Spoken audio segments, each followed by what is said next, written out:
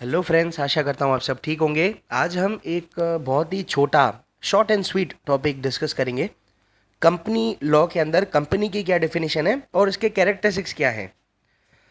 अभी जो हमारा मौजूदा कंपनी लॉ चल रहा है वो कंपनीज एक्ट 2013 है। Company law, companies act 2013। इससे पहले वाला जो एक्ट था वो क्या था? 1956 का एक्ट था। अब इसके सेक्शन नंबर 2K20 के अंदर ये डिफाइन किया गया है कि कंपनी क्या होती है। कंपनी मीन्स है company registered under this act. This act का मतलब है 2013 का एक्ट। अंडर दिस एक्ट और any other previous company law. ये प्रीवियस कंपनी लॉ के अंदर भी अगर कोई कंपनी रजिस्टर्ड है तो उसे भी तो आज भी हम कंपनी मानेंगे। मान लो 1980 के अंदर कोई कंपनी रजिस्टर्ड हुई है तो वो इस एक्ट के तहत रजिस्टर्ड की गई होगी। और मान लो कि 2022 के अंदर कोई कंपनी रजिस्टर की गई है तो वो इसके अंदर की गई होगी, है ना। तो कंपनी एक्ट के सेक्शन नंबर 2K20 के अंदर दिया गया है कंपनी मीन्स है कंपनी इनकॉर्पोरेटेड या registered under this act. This act का मतलब 2013 का एक्ट और any other previous company law, यानी उससे पहले का जो कंपनी लॉ है, मान लो इससे भी पहले का कोई लॉ हो तो वो।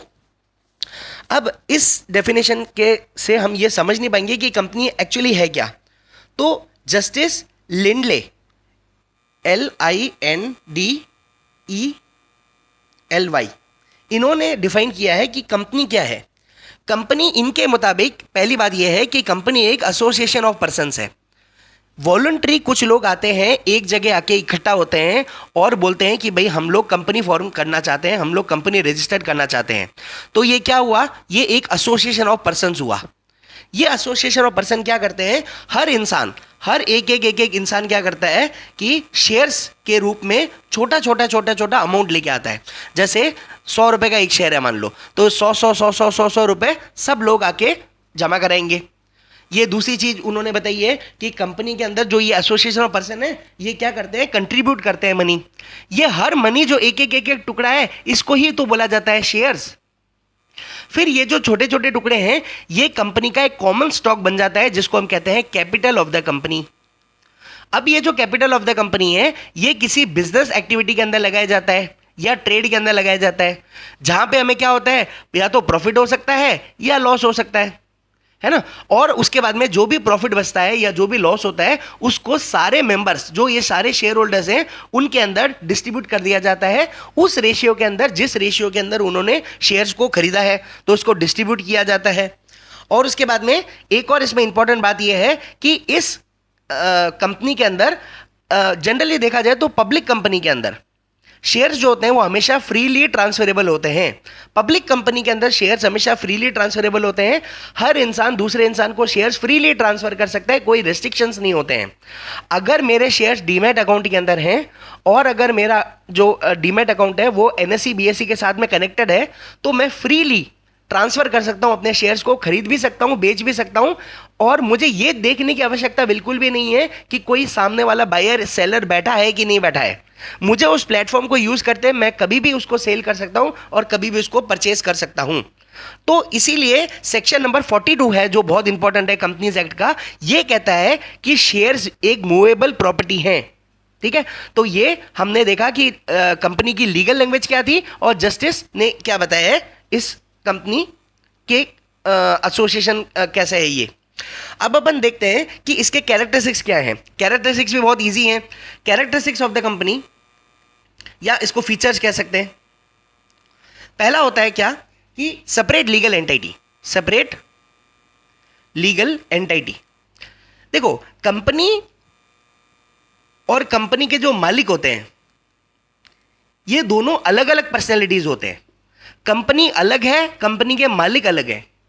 अगर कंपनी ने किसी से पैसा लिया है और मान लो कि लॉस वगैरह हो गया, कंपनी अपने पैसे नहीं चुका पा रही है, तो आप लोग इस मालिक को नहीं पकड़ सकते। यही एक मेन प्रिंसिपल दिया गया था एक बहुत ही लैंडमार्क जजमेंट के अंदर जो है सोलोमन वर्सेस सोलोमन के केस के अंदर। ठीक है, मेन बात क्या है कि कंपनी अलग है और कंपनी के मालिक अलग है। जैसे मेरा नाम है सौरभ और मेरी कंपनी है सौरभ लिमिटेड, तो ये दोनों अलग अलग है। सौरभ लिमिटेड के लॉस वगैरह आप मुझसे रिकवर नहीं करवा सकते हो। सौरभ लिमिटेड एक अलग लीगल एंटिटी है और मैं एक अलग लीगल एंटिटी हूं। ठीक है। लेकिन क्या होने लग गया कि लोग इसका फायदा उठाने लग गए इस प्रिंसिपल का। सौरभ नाम का इंसान क्या करता है कि इस सौरभ लिमिटेड के अंदर बहुत सारा घपला वगैरह करता है और सारे पैसे लेके भाग जाता है। अब ये सौरभ लिमिटेड के अंदर कुछ पैसा बचता ही नहीं है, तो लोगों को क्या कहा गया कि आप इससे पैसा लो।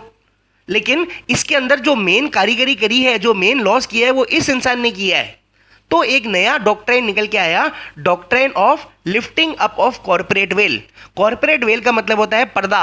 हम पर्दे को उठा के देखेंगे और हम देखेंगे कि वाकई में इस जो घपले के अंदर किसका हाथ है, इसका हाथ है, तो हम इसके गिरेबान को पकड़ सकते हैं, नहीं तो जनरली नहीं पकड़ सकते हैं।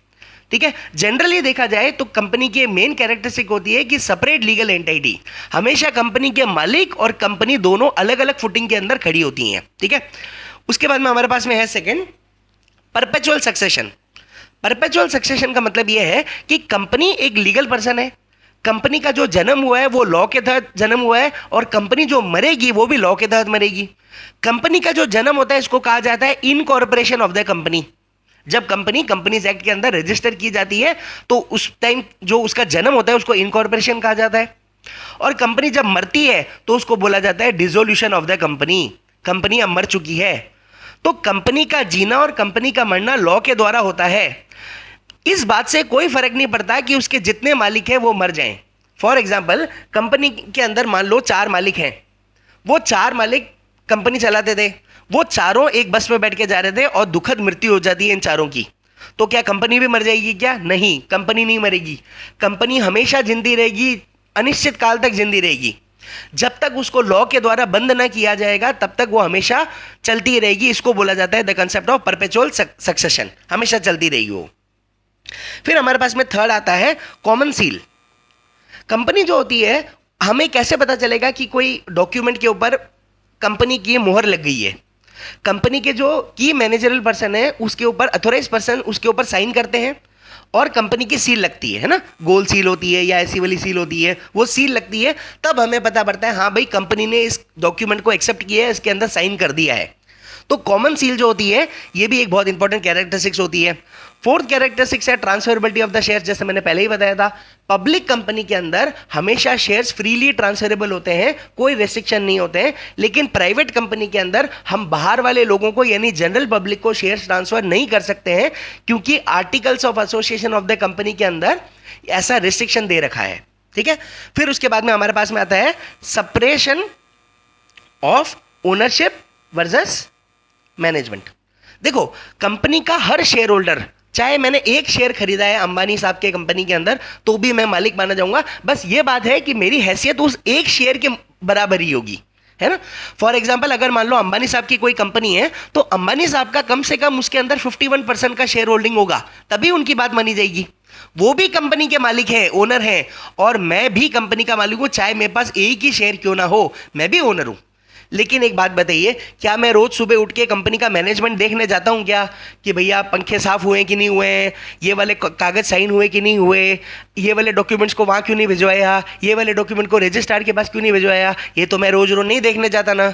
तो इसलिए वहां पे शेयर होल्डर्स क्या करते हैं, एनुअल जनरल मीटिंग के अंदर एक साथ में इकट्ठे होके वो लोग कुछ बहुत ही अच्छे दिमाग वाले लोगों को, बहुत ही एक्सपीरियंस वाले और क्वालिफाइड लोगों को वहां पे अपॉइंट करते हैं, जो कंपनी के डे टू डे अफेयर्स को देखते हैं। उन लोगों को हम कहते हैं डायरेक्टर ऑफ द कंपनी। ये डायरेक्टर ऑफ द कंपनी किसके अंदर बताया गया है? 234 के अंदर बताया गया है। ये सेक्शन है और ये सब सेक्शन है 234। अब देखो, इसको याद करने का तरीका देखो, 2 के अंदर सारी डेफिनेशन दे रखी है, और 34, 2 के बाद में 3 और 4। हमारे माँ बाप चाहते हैं ना कि हम सफलता की सीढ़ियां चढ़ें, तो 2 तो है ही है भाई, उसके बाद में 3 और 4। तो हम डायरेक्टर की डेफिनेशन ऐसे याद रखेंगे कि ये 2 के 34 के अंदर डायरेक्टर की डेफिनेशन दे रखी है। उसके बाद में हमारे पास में एक कंसेप्ट आता है कि 6th characteristics limited liability. Limited liability होती है, अगर आपने शेयर्स खरीदे हैं और सारे पैसे देके अगर आपने शेयर्स खरीदे हैं और खुदा ना खास्ता कंपनी के अंदर लॉस हो जाता है, तो आपको पर्सनली कुछ भी उसके अंदर इन्वेस्ट करने की और ज़रूरत नहीं है। आप उतने शेयर्स अमाउंट के लिए लायबल थे जितने आपने शेयर्स खरीदे थे। मान लो 100 रुपए का शेयर है और मैंने 100 रुपए पूरे ही पे कर दिए हैं।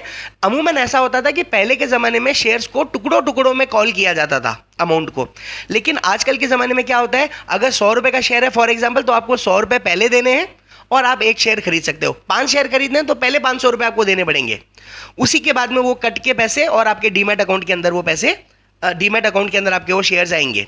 तो ये लिमिटेड लायबिलिटी का कंसेप्ट है कि अगर आपने अपने शेयर्स का पूरा पेमेंट कर दिया तो आपको और पैसे लाने की आवश्यकता नहीं है in case of winding up of the company. उसके बाद में एक बहुत इंपॉर्टेंट चीज है, जैसे कंपनी एक लीगल पर्सन है, मैंने बताया था, इसका एक सब कैरेक्टरिस्टिक्स ये है कि कंपनी को स्यू किया जा सकता है और कंपनी किसी को स्यू भी कर सकती है अपने नाम के ऊपर। कंपनी अपने नाम के ऊपर प्रॉपर्टी खरीद भी सकती है, प्रॉपर्टी बेच भी सकती है, प्रॉपर्टी को होल्ड भी कर सकती है। यह भी एक इंपॉर्टेंट कंसेप्ट है, इंपॉर्टेंट कैरेक्टरिस्टिक्स है कंपनी का। अब हम एक बहुत ही इंपॉर्टेंट कंसेप्ट देखते हैं कि क्या कंपनी एक सिटीजन है या नहीं है। इज कंपनी अ सिटीजन और नॉट। देखो ये जो है, इसके लिए हमारे पास में 3 केसेस हैं। मैं धीरे धीरे बोलता हूं, अगर आप नोट्स बनाना चाहें तो आप बना सकते हैं। पहला केस है state trading corporation of India versus CTO commercial tax officer. दूसरा केस है RC Cooper versus union of India. और तीसरा केस है Bennett Coleman and company limited का केस है। इन तीनों केसेस के अंदर यह हेल्ड किया गया था कि कंपनी, पहली बात तो यह है कि कंपनी एक लीगल पर्सन है, कंपनी एक आर्टिफिशियल पर्सन है और यह एक नेचुरल पर्सन नहीं है। कंपनी के सारे शेयर होल्डर्स चाहे सिटीजन हो, लेकिन कंपनी कभी भी सिटीजन नहीं हो सकती, क्योंकि कंपनी जो है वो एक नॉर्मल इंसान नहीं है, चलता फिरता इंसान नहीं है, वो एक लीगल पर्सन है। And legal person is created by law and it can be destroyed by the law, but to be very frank कि ये एक सिटीजन नहीं हो सकती है कभी भी। हाँ, कंपनी के सारे शेयर होल्डर्स, कंपनी के सारे मालिक जो है, कंपनी के सारे जो डायरेक्टर्स वगैरह सब हैं, वो सिटीजन हो सकते हैं, लेकिन कंपनी कभी भी सिटीजन नहीं हो सकती है। अगर कंपनी के शेयर होल्डर्स को या कंपनी के लोगों को अगर अपने सिटीजनशिप का इस्तेमाल करना है, जैसे आर्टिकल 19 वगैरह का इस्तेमाल करना है, तो वो कर सकते हैं, लेकिन कंपनी जो है वो कभी सिटीजन नहीं मानी जा सकती है, वो सिटीजन नहीं होती है। ठीक है, ये एक छोटा सा कंसेप्ट था जो मैंने सोचा है कि 10-12 मिनट का एक छोटा वीडियो बना के आपके साथ शेयर किया जाए। Thank you, have a nice day.